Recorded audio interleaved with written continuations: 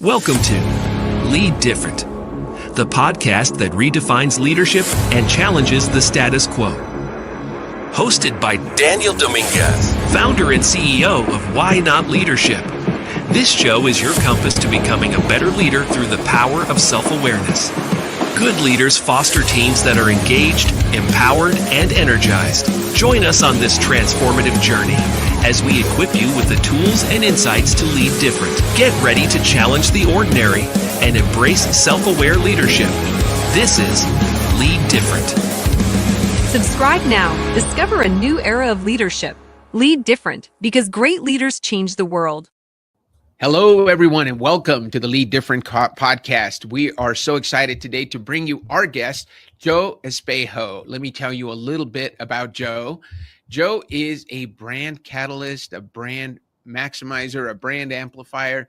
She is just a hero at what she does, and I'm going to have to put on my glasses to tell you a little bit more about her. She specializes in creating powerful visuals that drive engagement and foster client connection. She helps businesses and entrepreneurs translate their brand vision into compelling visual narratives that inspire action and build trust. She has experience spanning from startups to established brands. She combines creativity, strategy, and a personal touch in every project that she does. Her tailored approach ensures that every single image aligns with her client's brand identity and resonates with their audience. She's passionate about supporting female entrepreneurs and also to helping them elevate their brand with authentic, strategic visuals that build trust, attract their ideal clients, and create lasting impact. So I've been a personal beneficiary of all these superpowers that Jo has. So I'm going to bring her on stage and introduce her and welcome her to the Lead Different podcast. Welcome, Jo. Oh, thank you so much, Dan. I really appreciate the opportunity. This has been a long time coming. You know, we met almost, I want to say more than a year ago, or no, almost a year ago in the fall of last year at a global conference where you were a speaker and I was a speaker. And you were so impressive, Jo, that I tell people all the time, I hired Jo on the spot. I needed some fresh pictures, and she didn't even have her camera. She's so good. She didn't have her professional camera, but she took some great images that my team immediately used on my social media and on our website. And so you come highly recommended by me and by a lot of the people that you worked with, Jo. So tell us about what's exciting for you right now at Branding by Jo. Oh, goodness. There's so much going on right now. I think the most exciting piece is just getting some of the feedback from some of my clients like you. And it's just pouring in, and I'm absolutely loving it. And just hearing how much of an impact I'm able to make. And I think we really fully dove into becoming more than just a brand photography, videography option. In the past year, we've added on websites and social media management and email management, and really just helping people not only capture the visuals, but also with the implementation piece. And that's just taken the entire game to a whole new level. I absolutely love it. So what is it, I'm, as you are on the Lead Different podcast. So one of the things I like to talk about is people's why operating system before we introduce you, because a lot of the people that are watching are fellow why coaches, so they're familiar with the YOS. And so Jo comes to us with a unique YOS, and her YOS is contribute, simplify, and make sense. Those are her top three. So she is all about solving your problem, all about simplifying the complex, and all about making a difference for her clients. And I can tell you, it shows up in everything that she does. We had the opportunity not only to meet in person at the Global Warrior Conference last year, Jo, but she actually flew to Albuquerque and worked with me and a couple of other clients. And so I had an opportunity to have dinner with Jo and introduce her to my family. And that personal people connection was so good to have, because I think it added to our photo shoot. Jo, what about your YOS really resonates? The contribute, the simplify, or the make sense? I think, honestly, for me, all three. But the contribute piece really kind of was an aha, because it's something that I've kind of felt, and I didn't really know how to put words to it. And so after I did the YOS and we went through it, I was like, oh, all of that makes so much sense. This is why I'm driven to do what I do and how I do it. And I often say I become my client's biggest cheerleader. I am known as a connector. And honestly, it just all comes down to that contribute piece. Like my true core desire is to be able to contribute to someone else's success and to be part of their journey. And so I think after the YOS, I was like, oh, that I now understand and can put words to why I do what I do. And the simplify and the make sense also apply. Because, with us, we talked about your website and I'm like, this is all fantastic information. We just have to pull it back a little bit. It's way too much information, where the makes sense. And it's that explaining, like, I want to explain just enough that you can understand the motivation behind something, but then you don't need to know the all, so that you can focus on your zone of genius. And then we can do what we need to do together. So, yeah. Yeah. I saw it in you, and it's so amazing because I'm not a simplify. And so I know when I meet, and for those of you that are not, that are not veterans of listening to the show, simplify is one of the rarest whys. So it's rare that people have it. Very few people have it.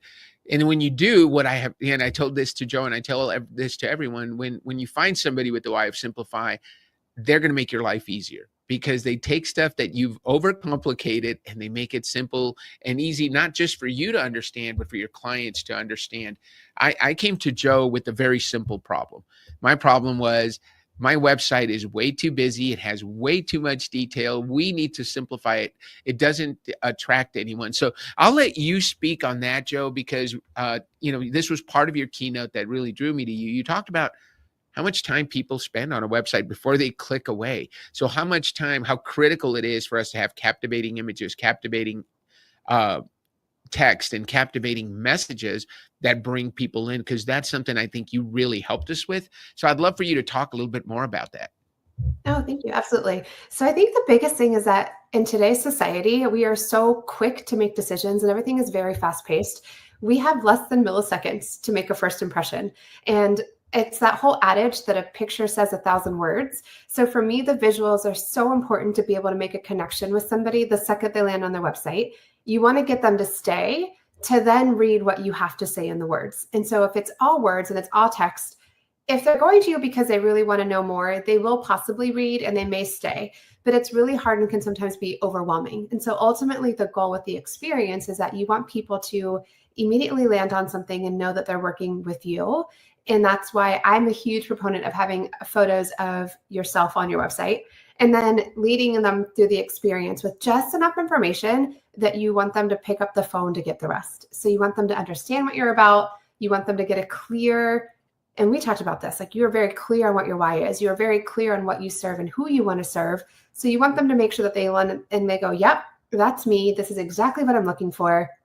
Now I have enough information to know that this is my solution, and they want to get on the phone and talk to you about whatever else you have to offer. And then I think with my email, it was the personal brand side of it, right? Like it was, we like to just focus on what we do. And this was me too. I was in business for about 10 to 12 years before I finally decided to have my own professional picture done, because I always believed people just wanted to see what I could do. They didn't need to know me. And I missed the mark. We like to do business with those that we know, like, and trust.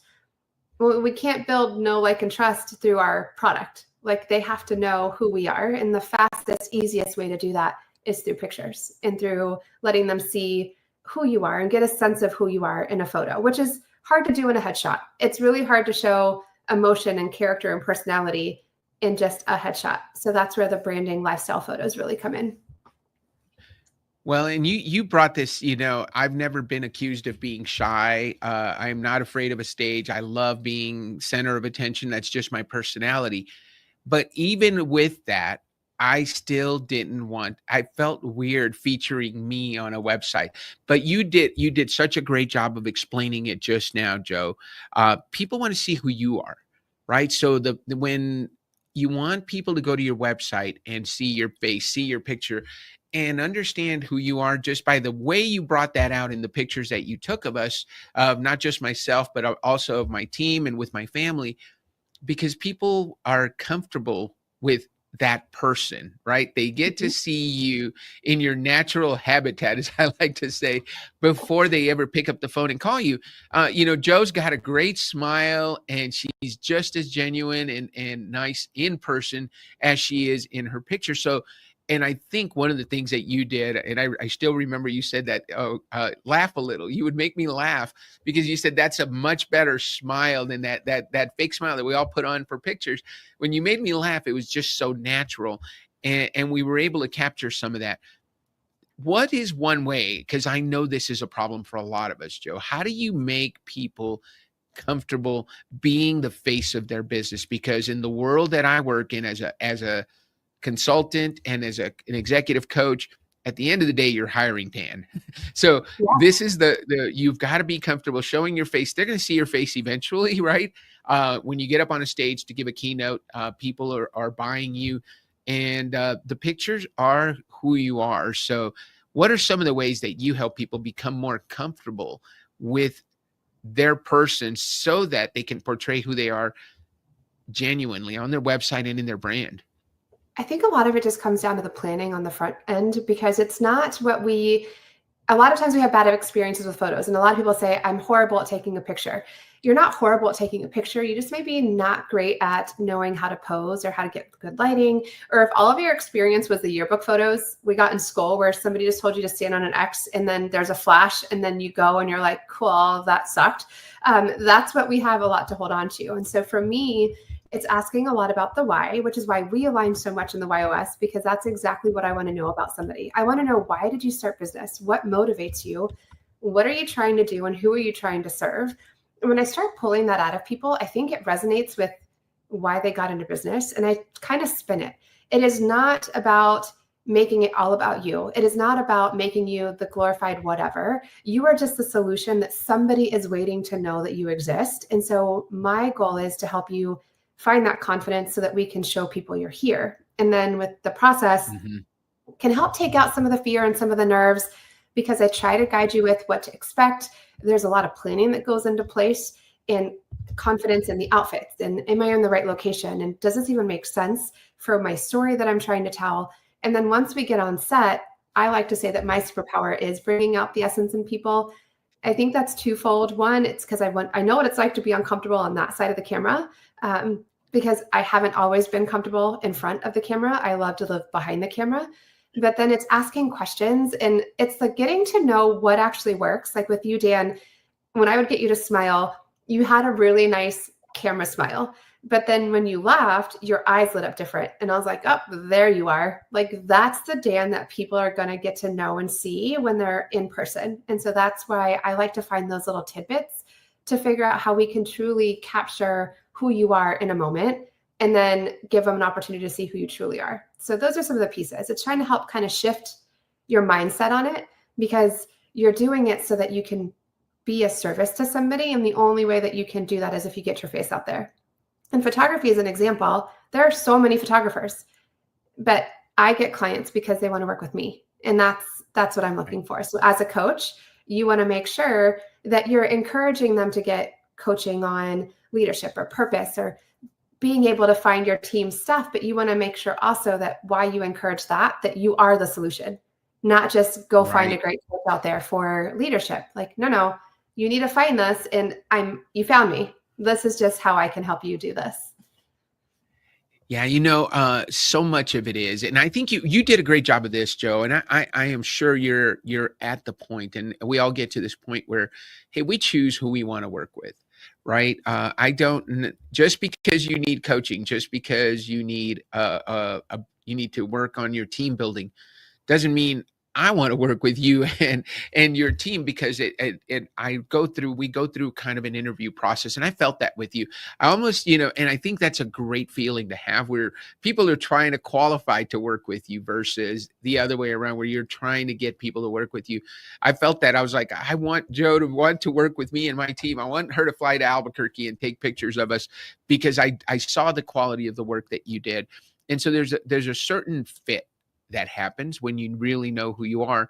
And I think you brought that out in us, in myself and Nikki and Brenda and Sunil. Unfortunately, couldn't be there, but I think your gift, your superpower is to really bring out the authentic person. And I felt that. And for those of you who haven't, please go to www.whynotleadership.com. Visit our website. Tell us what you think. See Joe's work firsthand. If you're in my network and we're going to be talking, I'll be glad to show you the before and afters. As a matter of fact, I asked Joe before we started this interview, I'd love to see a carousel of just some of my before homepage and my now homepage, my before about page and my after about page. It is a complete transformation, and I couldn't be happier with the results that we got. And that's why, we had this interview scheduled ahead of time, but if you hadn't been scheduled, I would have begged you and prodded and made you get on this show, because I think people need to know about Branding by Joe and what a tremendous job you do with bringing, like I said, messaging, visual imaging. We called you our brand catalyst, our brand amplifier. There's so much more to what you do than just pictures. Who is, let's talk about that, Joe. Who is your ideal client? Who do you absolutely love working with? I absolutely love working with, and I will say females. I love working with my guys too, Dan. You are an absolute pleasure. But driven by female entrepreneurs and anybody in the service space. So coaches, consultants, people who really are the face of their brand.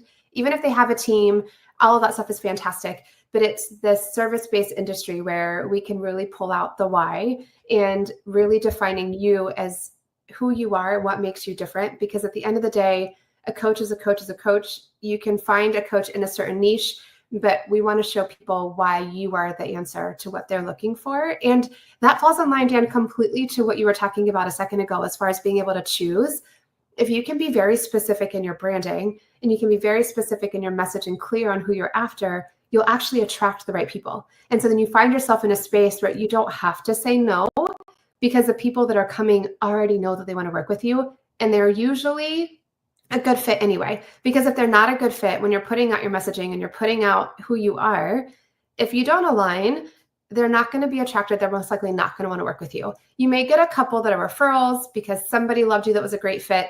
And that's when you can really start to decide how you define your process, what you're going to work with. But for me, I find that working with the wrong clients make it difficult all the way around. I'm not as energized. We're just not a good fit.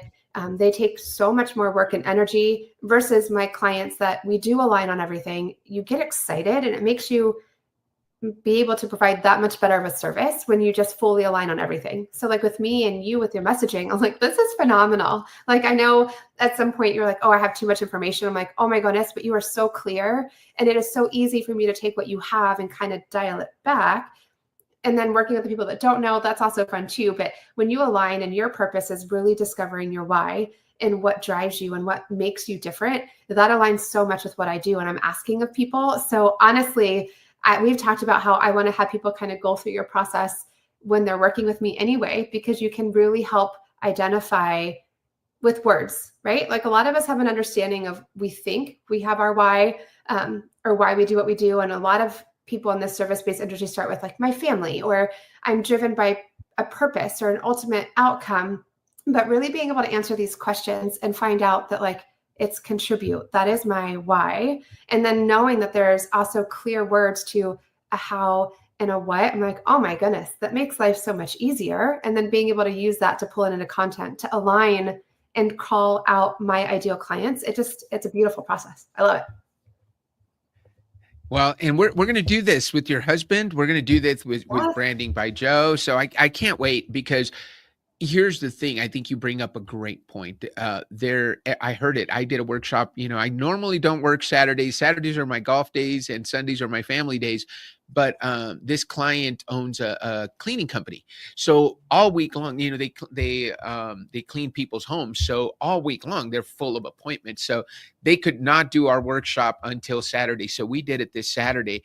And one of the things that we talked about during that workshop, everybody that was going through the process says, I kind of knew this about myself, but now I have the words to say it. And the manager, the leader of the team, his second in command, the owner's second in command, said, what's even better is I have words to describe everybody else on the team. So I knew this about Joe, but now I have words that help me understand, oh, that's why Joe is always asking, how can we do more for the clients? How can we have a positive impact on our clients? And they brought up something, they talk about, you would think, right? It's a service industry. They clean people's homes. It's pretty darn basic and simple. but to a person, they talked about the difference they make in their clients' lives. And they talked about helping them solve the problem because they see the difference that it makes when you have a professional come in and clean your home. And you're a lot of people that are going to be, so if you're in that space where you don't have time to clean your own home, you're probably pretty busy professionally. And you're obviously making enough money to be able to hire somebody to come and clean your home. But the last thing you want after a long day meeting with clients, solving people's problems, whether you're an attorney, a doctor, is come home to a cluttered space. And they talk about what a difference it makes when they come home and their house is clean and neat and they don't have to do anything except spend that precious time that they have with their family, making a meal together and having dinner together, helping with homework, watching a show, reading a book. Those are the things that create memories. Not, and I guess you can create memories cleaning, but that's not as fun, right? You get to spend that quality time doing something simple. And reminded me of the story. We talked about it. I don't know if you've heard this story, Joe. You're in Florida, so this is NASA, touring NASA. President Kennedy was touring once, and he ran into a janitor in the hallway. And he asked him, so what do you do here? And the janitor said, well, sir, I'm here to help put a man on the moon.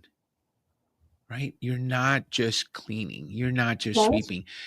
When you connect to the mission, right? Because when you think about it, if you're an astronaut, you've spent your whole life getting ready to become an astronaut. You made it into NASA. And now you're walking down that hallway, that lonely hallway before you get into the rocket that takes you into space. And if it's ugly and smudgy and dirty, how does that make you feel about that very important mission that you're about to take on, right?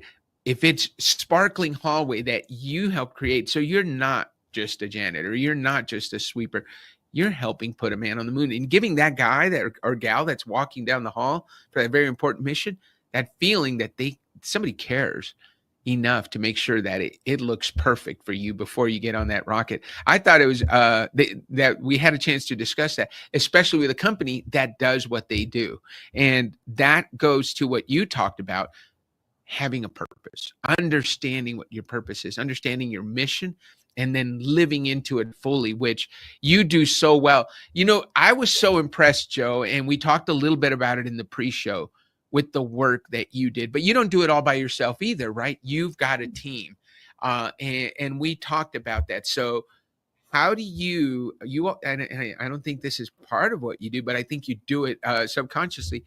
How do you help leaders make sure they're doing what they do best and not anything more than that, so they can really live into their purpose? So talk a little bit about how you helping them figure out their brand and do all of these magical things behind the photographs and the branding so that leaders can do their absolute best work. Well, it allows the brand to start working for them, and it allows them to focus on their zone of genius. So if you're not having to worry about what we touched on, if you would have had to be in the weeds of making your website come to life, you can't focus on what you do best, which is being able to talk to a client, coach clients, do all those pieces. And so for me, I love to come in and partner with people so that I can help bring out their essence. We batch create the content, and then we get it out and into the world so that people can see it, so that they have to spend less time networking, boots on the ground, really trying to bring in the sales. Because if your branding is there, it starts to work for you while you're not in the room. And then if someone comes to your website and they get a clear understanding, the hurdle once you get on a sales call is smaller.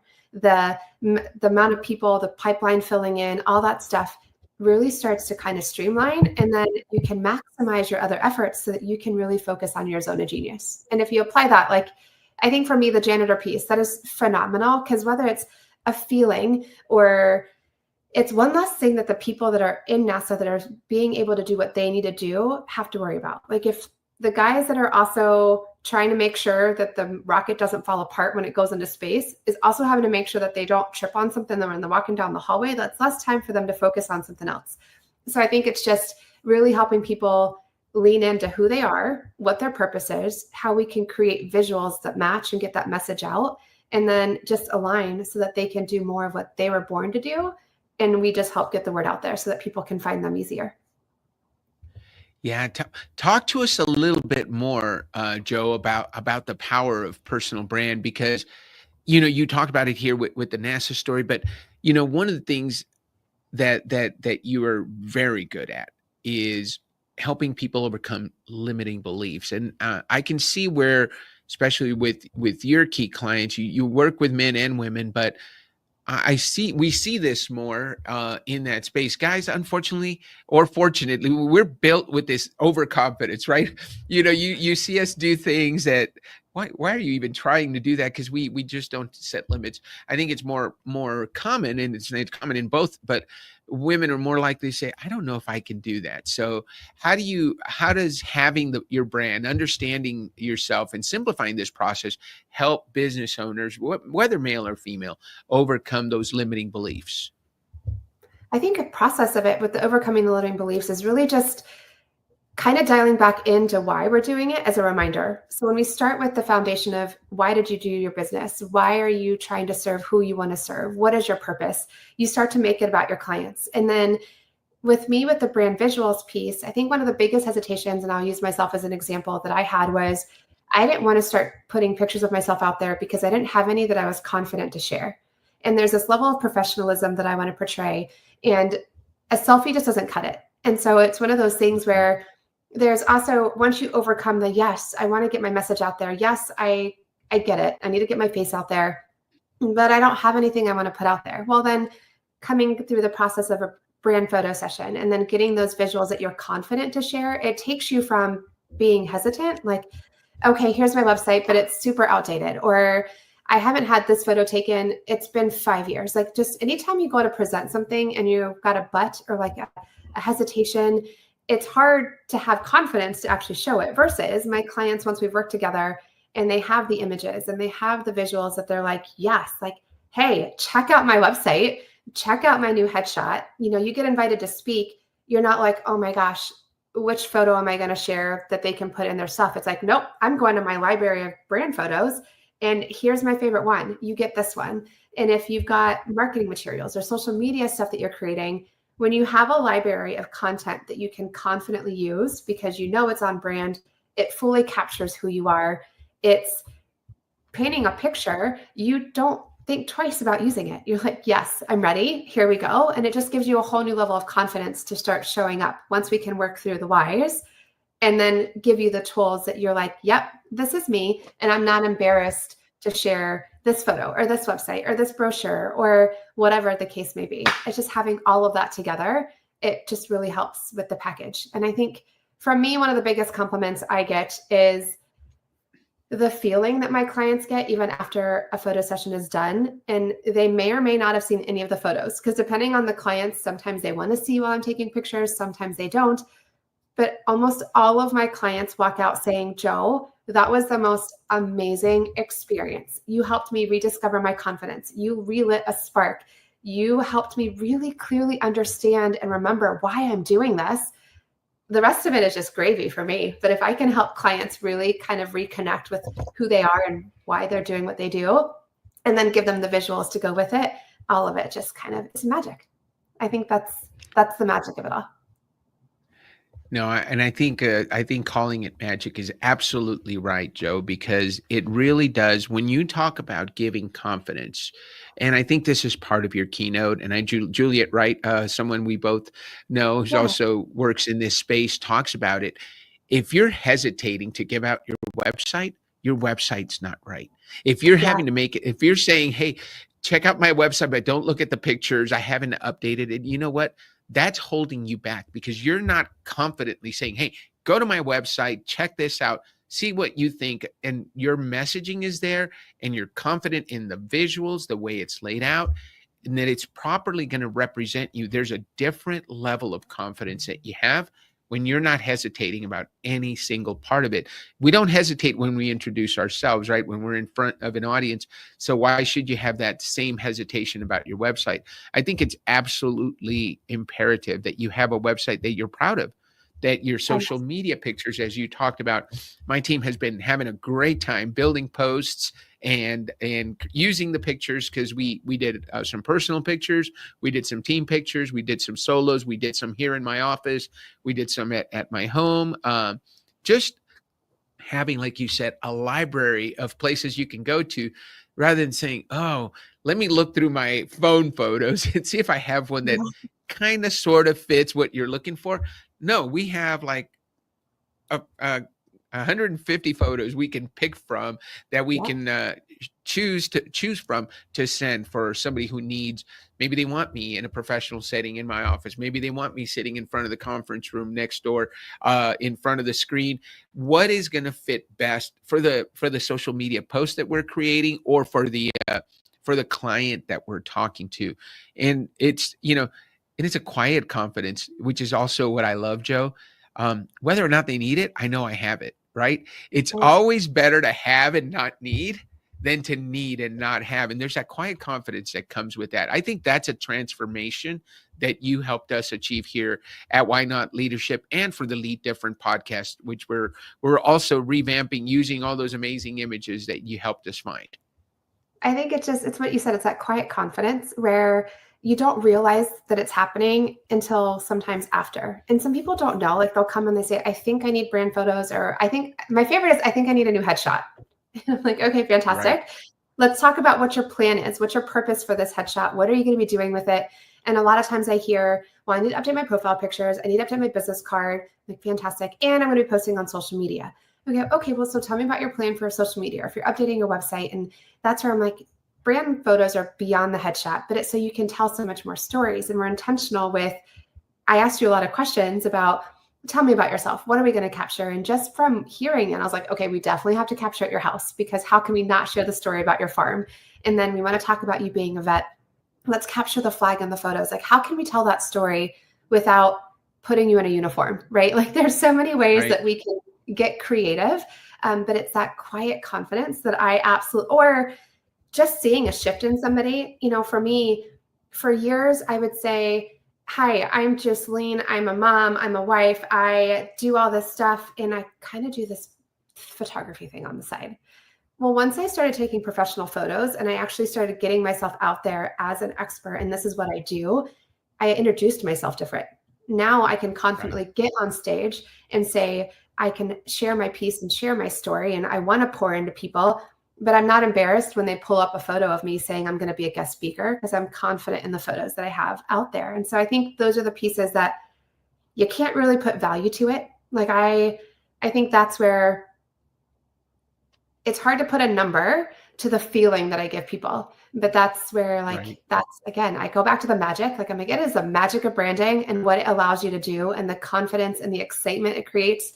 And you can use the photos in so many different ways, and marketing materials and your pamphlets. You can put it on an email if you're doing email newsletters, and it really just changes the game. And between you telling me like how much easier it was for you to land like another amazing client, or I had another client tell me, she goes, I landed a client because he goes, it was amazing that when you got on the Zoom, you matched the photos on your website.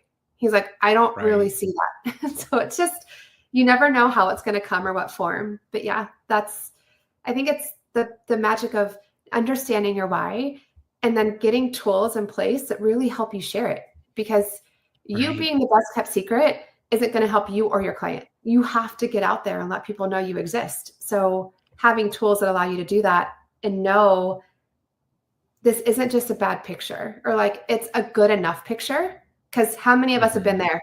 This, like you said, scrolling through the phones to find the one that's good enough, like, okay, fine, versus that might work. Versus going through and being like, oh, let me find the best one, not the good enough one. Like, I've got great ones. What's the best one for this situation? So I think it's hard to put a value to that. But if once you experience it, then, you understand and you can't get enough. Absolutely. Here, let me ask, I've got a couple more questions I want to make sure I ask. Joe, where do you think your why comes from? So you love helping people.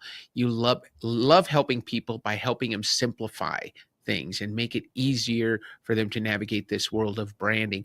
And you love helping people make sense of things.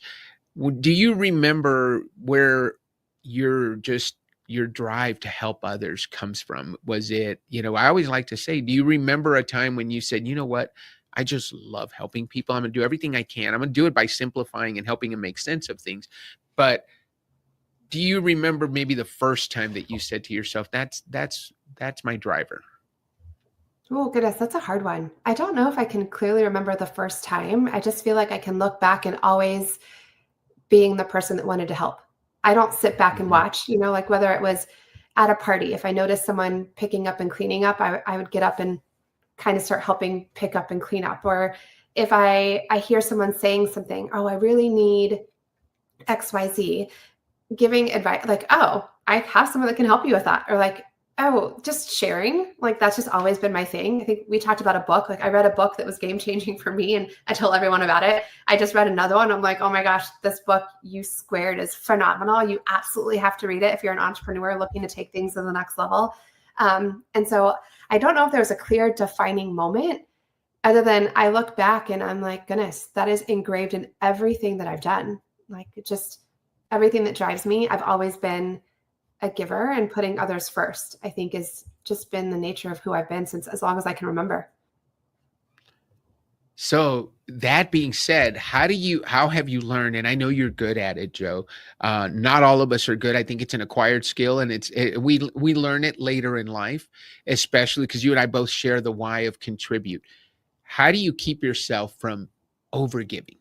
And being spread too thin and saying no to the wrong opportunities, because at the end of the day, when we're driven to help others, sometimes we're willing to help people who they don't even want to help themselves. They're not ready to help themselves, or they're not the exact right client for us, but they need help. So you take them on anyway at your own expense. So how have you been able to overcome the dark side of that beautiful why of wanting to help others by being able to say no to the right clients or to the wrong clients, so you can say yes to the right clients and go where you can make the most difference? What are some tips you would have for somebody who's struggling with that? Because I did it for a long time where I said yes to everything. And next thing I know, I'm working 80 hours a week, helping a bunch of people who aren't even paying me full price, aren't even paying my premium. And I'm not even available to those great clients like the ones we just signed recently, who are willing to pay full price, who see the value in what we do, because I was too busy chasing squirrels and chasing everybody that needed help. How have you been able to learn how to say no to the wrong clients so you can say yes to the right ones? Goodness, that is a work in progress and a constant attempt. But I think for me, it has been having my core values and really running it through. So one, I'm driven by faith. And I think my faith over fear has been a huge piece of me being able to pursue my entrepreneurship. But then I run it through some questions. And my priority for this phase of my life is my family and being present for my children. And so when I start looking at opportunities and saying, yes, I really evaluate, is this aligning with the lifestyle that I want to create? Is this aligning with my priorities? And if it's going to take me away. And so the first thing I had to do was set some boundaries as far as when I was available to work and when I'm available to go see clients. And that was the biggest shift that allows me to kind of stay in line. And then really just really leaning into not every client is the right client, and accepting that every no is making, or I guess, what was I saying? Every wrong no makes room for the right yes. And so just really trying to be like, okay, this is what I can offer. This is who I can serve. And starting to listen to the gut. Like if you're starting to make exceptions, you need to stop, because that's what's leading down to the road of this is not the right client. They don't align. If you're starting to try to morph all the packages, and we all do the custom, it's fine. But if you're getting too custom and you're getting too crazy, then it gets a little wonky and you're going to end up in the weeds. And so I think establishing what those core values are, running it through that gamut first, and then really leaning into, you are clear on who you want to serve. You are clear on how you can serve them. And then if the client doesn't fit, stop trying to make it fit. Just accepting the fact that you're just not the right solution for them. They're not the right client for you. And really lean into the wrong no's, make room for the right yes. I think those are the pieces that help. Don't always win. Don't get me wrong. There's definitely some days I still go, whoops, I said yes to the wrong thing. But overall, that has really made a huge difference and huge impact in my life, and being able to try to balance, work and family, and still having a little bit of time somewhere in there to be a person outside of a brand amplifier and a mom and a wife, all the things that you get to be. Oh, absolutely. And that was so beautifully said. I think all of us can benefit from knowing what the big rocks are, right? We've all heard the story of putting the big rocks in the jar first, because the little rocks, if you put them in first, guess what? There's not going to be room for the big rocks. And I think we all have room in life for 3 big rocks. And let's put those in first and schedule everything around that. And when you do, and I was just listening, I'm weird, I guess, because I listened to my own podcast. My first interview I had with Rosie Ward, and she talked about the importance. She keeps it on her. She puts a sticky note on her computer every day to make sure she says no to the wrong things, because every time you say no to a wrong thing, you're taking time away from your potential yeses. So you expressed it just as well, probably more simply than Rosie did, because she's a challenger like me. So we tend to complicate things, but I love the way you said that. Before we go, Joe, let's share one more thing that I like to ask everyone. Tell us about your biggest why not moment, the time in your life when you said yes to something, you said why not and went for it, and you're so glad you did because it's turned out really well for you. You're so glad you said why not and took that leap. We're all about leading different. We're all about saying why not here at the Lead Different podcast. Tell us about when that was for you. How just last year, in the sense of the why not and adding on to becoming a full agency. I think it's scary and trying to find the pieces, and that means building a team and working through some more strategic processes and standard operating procedures and all those pieces, but really being able to lean into serving my clients better, because I kept hearing how they didn't know what to do or they didn't have the time. And so pictures and videos and brand visuals living on your computer are not going to help. Just because you got them done, you're not done. You got to update and you got to get it out there. And so really leaning into serving my clients a little more fully and being able to not only capture the brand visuals and help them understand their why, but also helping them get it out into the world and get into existence was my biggest why not. Still working through some of those pieces, but that has been the most exciting. And I think my biggest why not yet, aside from, finally deciding to jump out of corporate, but I think this one wins. I think the agency piece definitely takes the cake right now. I will tell you, you have built a great agency. You've built a great brand. You've helped us build a great brand at Why Not Leadership. And we're so glad to be associated with you, Joe. I know that we're going to be collaborating on much more than just working with your husband in his venture, working with you and your clients. I know this is a long-term relationship. That's why I'm so glad that we're sharing you with Why Not Nation and with all our Why Not champions around the world. Guys, if we're going to put Joe's contact information in the show notes, she's at Branding by Joe. You can find her on LinkedIn. She's on Instagram. She's on all the major platforms. She's a great communicator. Don't forget, if you're getting value out of listening to this conversation, make sure you hit the like button. Make sure you subscribe.